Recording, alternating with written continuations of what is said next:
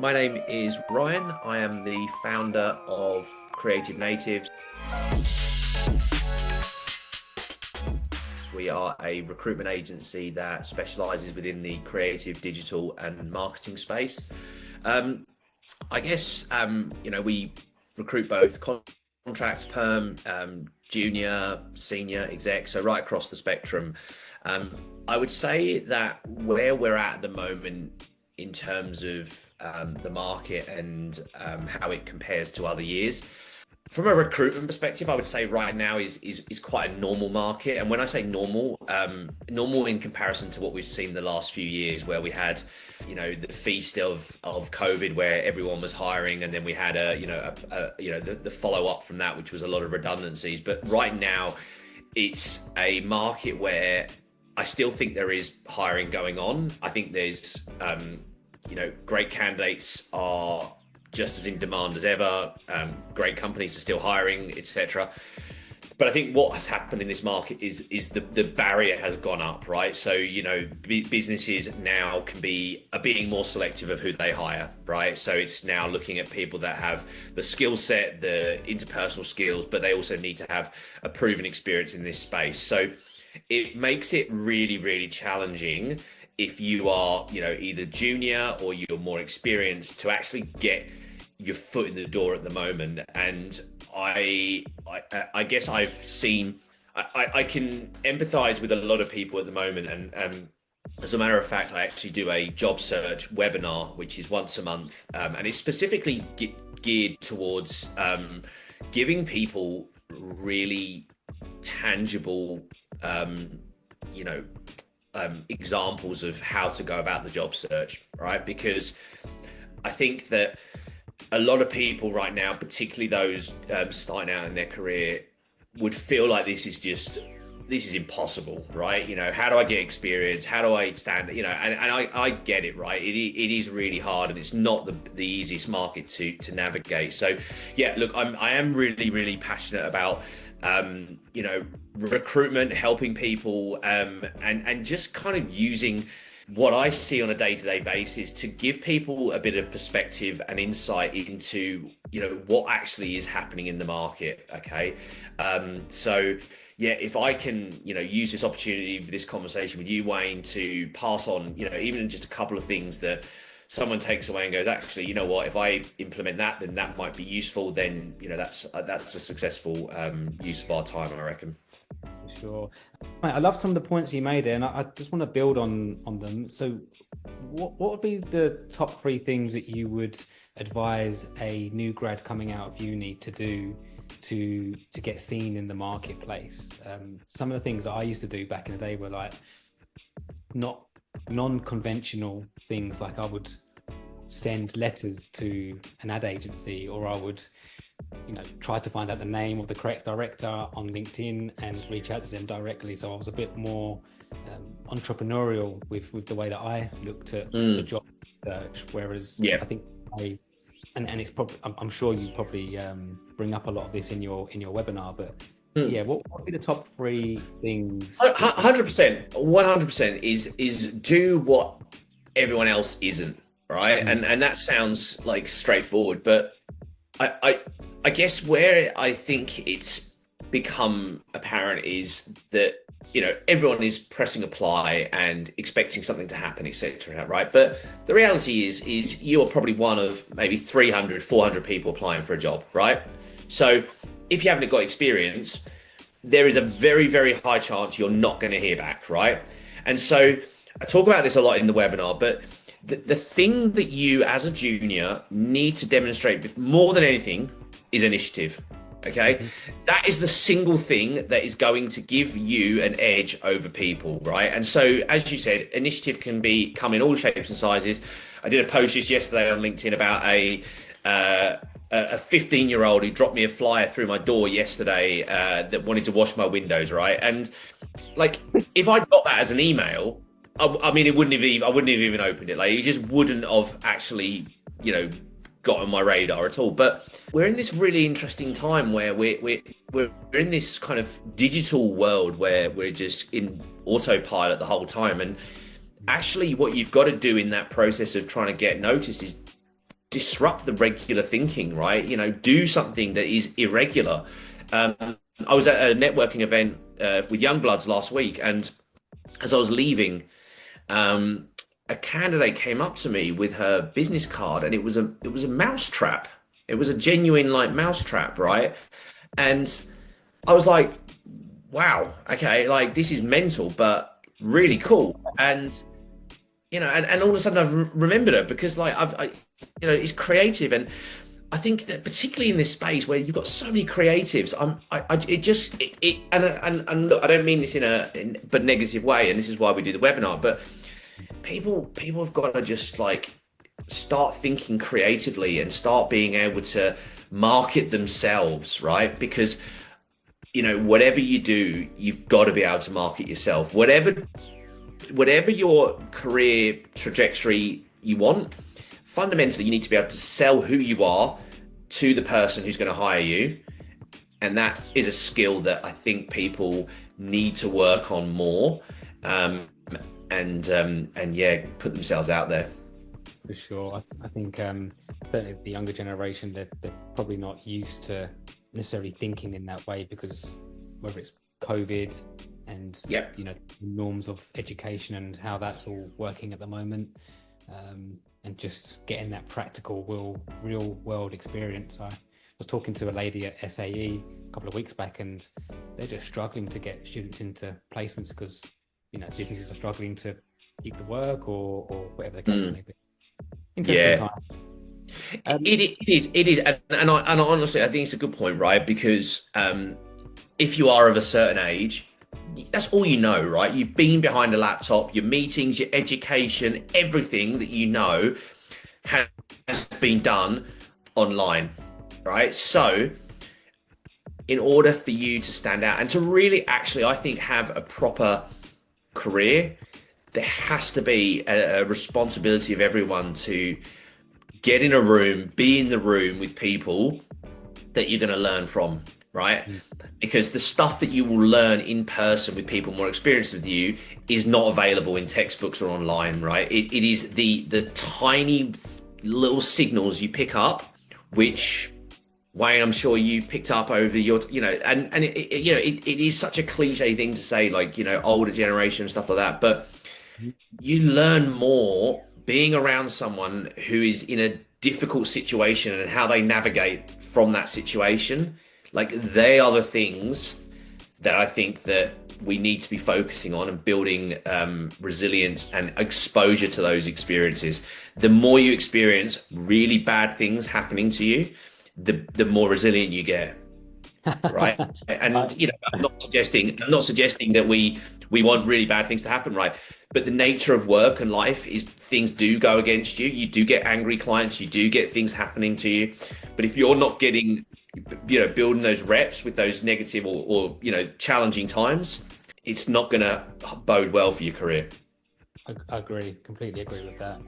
I'm sure we could talk for hours on life and how things knock you down, and you have to be resilient to get back up and be patient with the process as well. But I had a mentor that once told me you should have someone on the same level as you, someone who's 10 years above or 10 years where you want to be as a mentor, and then someone who's 5 years behind you. And then the idea is that you're helping a person 5 years behind to elevate up. The person who's on the level is like almost like competition. So you egg each other on and support each other through the process. And then the person who's 10 years is your aspiration and where you want to get to. So you kind of get that ecosystem of giving, receiving, and learning. And I think anyone that puts themselves in that type of situation will always do well. 100%. I wanted to just ask you a couple of questions about freelance versus full-time. What advice would you give to somebody who is considering those two at this moment in time? And then I think I'd like to ask you about your return to work, parents. I believe that's a great initiative that you've got going on there, and I'd love to just kind of unpack that a little bit. So I guess the first question I'll ask is, what advice would you give to the community out there that are looking for freelance versus full-time at this moment in time? So I think there's a few things where I would say that the freelancers I see do the best have a few common threads. They're flexible, okay? Flexible in a sense that they will obviously see that sometimes work is perhaps a bit more junior, or it's perhaps not the ideal work they'd be doing, but they understand that that's just the nature of it, and they're just brought in to do a job and hit the ground running, right? So I think that flexibility and understanding of that is one of the key ones, right? We have a group of freelancers who I can ring up and go, guess what? I've got something for you. It's not quite right. The money's maybe not quite what you want, but hey, look, it's a good organization. It's a good, and they have that open mindedness. Whereas other candidates, I'll ring up and they go, no, that's not what I want to do, and that's too low, right? And I go, okay, cool. Again, I respect people's decisions, right? But I always try and say to people, like, surely it's better to be working for a longer period of time at a slightly less rate than have really patchy short-term contracts at the premium rate, right? So I think that people need to sort of let their ego go a bit and go, right, the trade-off for me being a freelancer is the freedom I get to run my life. But with that comes, there needs to be a bit of flex, right? So I think that's probably the biggest one. I think the other thing is, again, the best freelancers, they treat themselves like a business, okay? They are really they pay attention to all of the little things, right? You know, it's, you know, the getting feedback when you send an invoice, it's checking in with the client to see how the project went, it's, you know, keeping in touch with people, right? You almost need to become an account manager with your existing clients and go, you know, cool, okay, right, be front of mind, right? You know, I've said this before, but if I was a freelancer, like, I would have like a fridge magnet or something that would be really useful for the agency or the business that would be there, right? You know, like, you move into a house and the first thing you get greeted by the real estate agent is like a branded thing that sits on your fridge, right? And it's got all the contacts for the takeaway number, right? Yeah. But if I was a freelancer, I would legitimately have that as my like exit gift when I leave things. And guess what? Every time they go to the fridge to get something out, your face or your brand is on that thing, right? You tell me that you're not going to get repeat business from that, right? So again, it's just creative ways of thinking, but you got to, again, be memorable and be that. So absolutely account manage, focus on the relationships, be flexible, and like, just like, you know, sometimes just get your foot in the door, right? Like, just get in, take a short contract, do something, right? Don't need to hold out for the perfect thing, right? But the other thing is, you've got to realize that you're there to hit the ground running, okay? And something that people, I think, mistake is that being a freelance is you're a bit of a lone ranger, right? And it's kind of like you're there to do a job.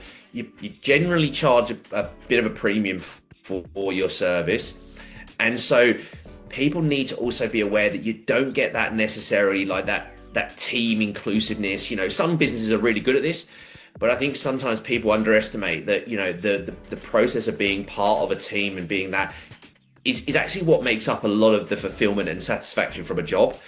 And sometimes if you are just moving on, you've got to have that honest conversation with you and say, look, am I the type of person that this is right for? And am I okay with the non-guaranteed income that comes in? Because that is also something people need to be honest with. What is your risk appetite, and how comfortable are you not knowing what your forecasted revenue is for the next 12 months? Because a lot of people leave the world of the corporate world for this dream of working whenever you want, however you want, and charging a premium. But I tell you what, when things get a bit tough, it's that's when we see them go back, because it is unsettling for some people. Yeah, my advice has always been to give yourself a bit of a buffer, so 3 to 6 months of the salary that you need to survive, to pay your bills and and then that gives you a bit of comfort and can allow you to relax and then to think about, you know, who you want to work for and how you find Yeah. or reaching out to, you know, yourself, Ryan, and engaging with a fantastic recruiter like Creative Natives to get them to find the work for you. Yeah, look, absolutely. But I would also add to it is like get your brand out there, right? 99% of people who use LinkedIn don't create content, right? That is your opportunity, right? That is your low hanging fruit, right? Get yourself out there, have your LinkedIn page optimized, making sure that it's showcasing all of your skills, all of your work you've done, and be proactive on there, right? Because being a good freelancer does require business development. It requires being proactive. And I'd say as part of your freelance week, you should be factoring in your online brand to that as well, because that feeds the funnel and that gives you more work going forward. Yeah, absolutely agree with everything you said there. I think that's how I managed to go from a freelance to running my own agency. A couple of questions for you before we wrap up. I'd love to kind of deep dive into more about you. So, how do you escape from work? With difficulty, Wayne. if I'm being honest, it's look, it's not an easy ride running a business of any shape or size, and to say that I can switch off it is actually just a lie. I really do struggle to switch off. You know, in terms of practical things I do, I exercise daily.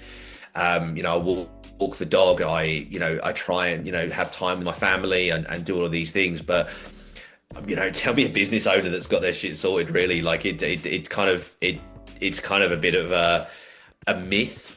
I think it's kind of you always think, oh yeah, next year will be easier or next year will be there. But I would probably say it's very comparable to parenting, right? You go through one phase with the kids and you think, oh, that was a hard phase, and oh, next it'll be easier. But I'd say that each year just presents a new set of challenges and a new set of, you know, good and bad, right? And so I think escape is never going to happen.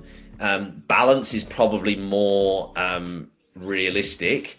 But even that, I haven't mastered, if I'm being honest, mate. Yeah, that's fair. Yeah, neither have I. We can probably chat more about that over Yeah. Yeah, mate. Look, it's you know, I guess we bought the ticket. This is the ride we're on.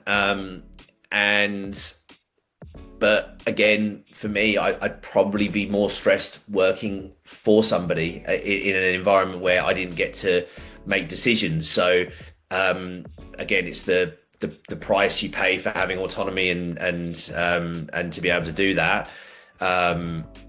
But yeah, like there's no ideal situation, is there? Great.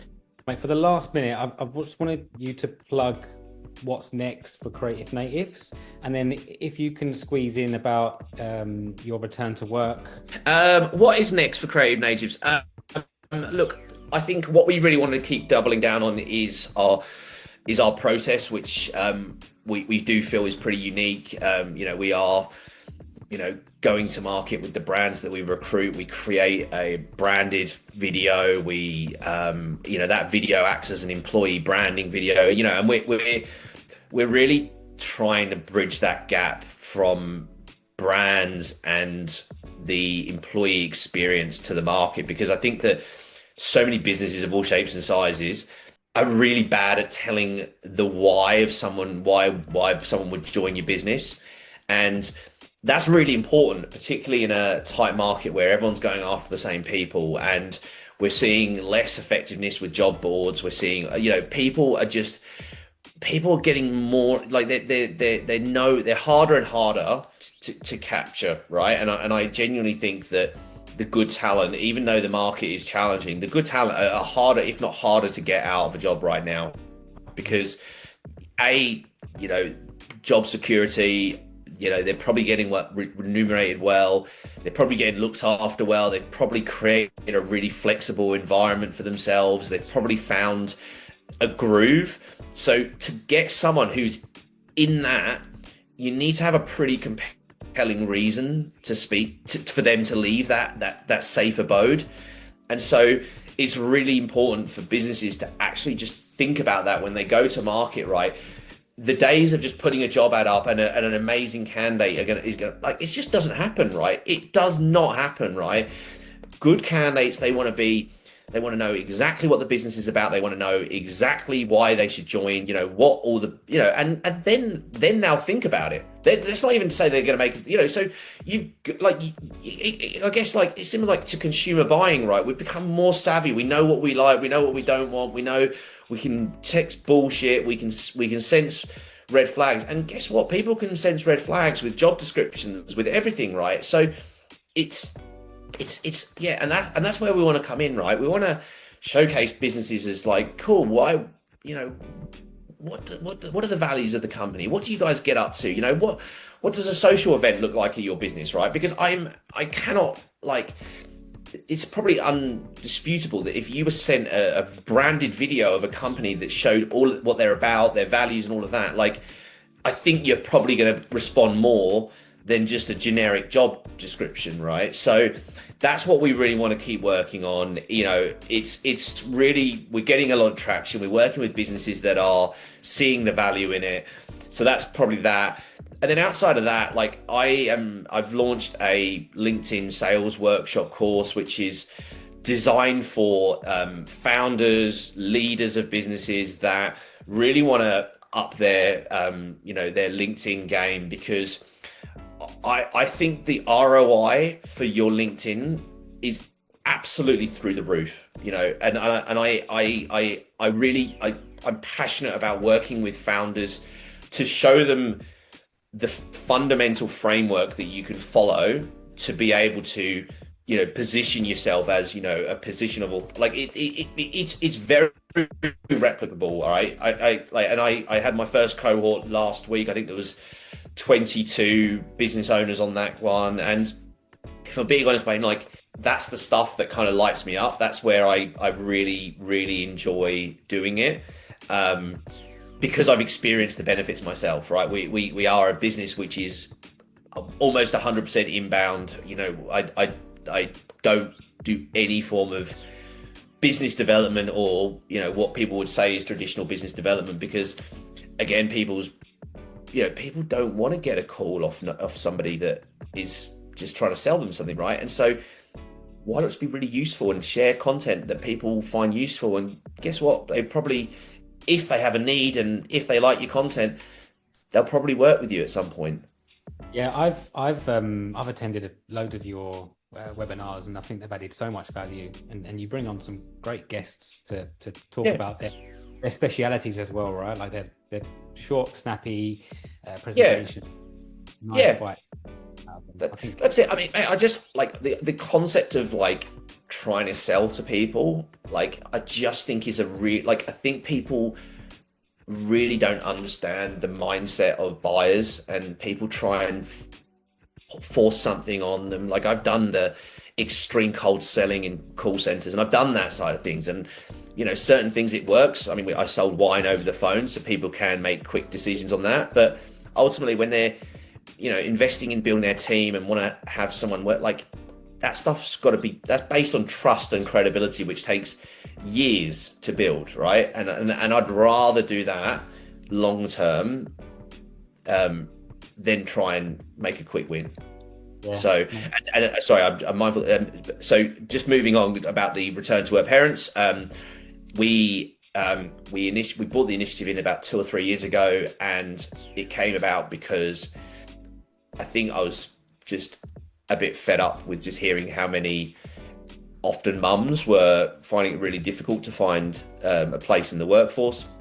So as a result, we have an initiative where if a company does hire a person who is currently on parental leave or returning back, we do the placement at half the price, and we also increase the guarantee period to 12 months. Again, we think the candidates are some of the best there are, but again, we're trying to change behavior, and we're trying to instill confidence in people that it isn't a risky strategy. In fact, it's the opposite of risky. It's actually working with people that are extremely hardworking, really, diligent and focused, and really effective at doing their job in a limited period of the week. So we back them. So yeah, if any company is looking to hire that, then that is something we do half price. And yeah, for sure, mate. Like, just for me personally, I watch you from afar, and I love all the content that you're sharing, and